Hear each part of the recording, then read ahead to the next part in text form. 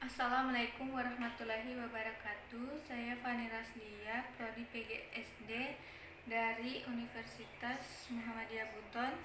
Saya di sini akan menjelaskan tentang makhluk hidup dan lingkungannya.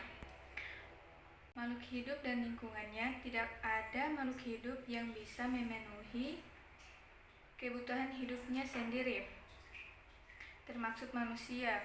Misalnya, agar dapat bertahan hidup, manusia perlu makan.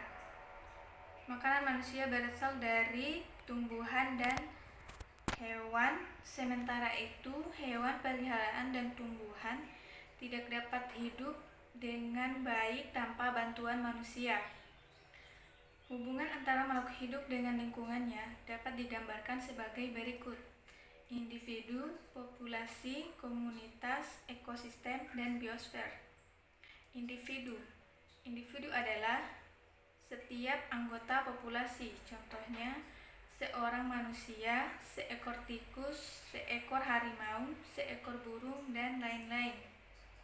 Populasi adalah kumpulan makhluk hidup sejenis yang tinggal di suatu tempat, contohnya populasi manusia, populasi tikus, populasi harimau, dan populasi gajah. Komunitas adalah kehidupan bersama antara makhluk hidup yang terdiri dari beberapa populasi yang hidup bersama di suatu tempat. Komunitas tersusun dari 2 atau lebih populasi. Komunitas dibedakan menjadi 2 macam, yaitu komunitas akuatik dan komunitas terestrial atau komunitas darat. Komunitas akuatik yaitu kelompok makhluk hidup yang hidup di perairan seperti parit, kolam, sungai, dan danau. Komunitas terestrial yaitu kelompok makhluk hidup yang hidup di daratan seperti di hutan, gunung, padang rumput, padang pasir, dan padang es. Ekosistem adalah hubungan makhluk hidup dengan lingkungannya. Ekosistem ditempati oleh banyak jenis makhluk hidup yang disebut komponen biotik. Ekosistem juga ditempati oleh benda mati yang disebut komponen abiotik. Contoh komponen biotik adalah manusia, hewan, dan tumbuhan. Sedangkan contoh komponen abiotik adalah suhu, kelembaban, sinar matahari, dan mineral.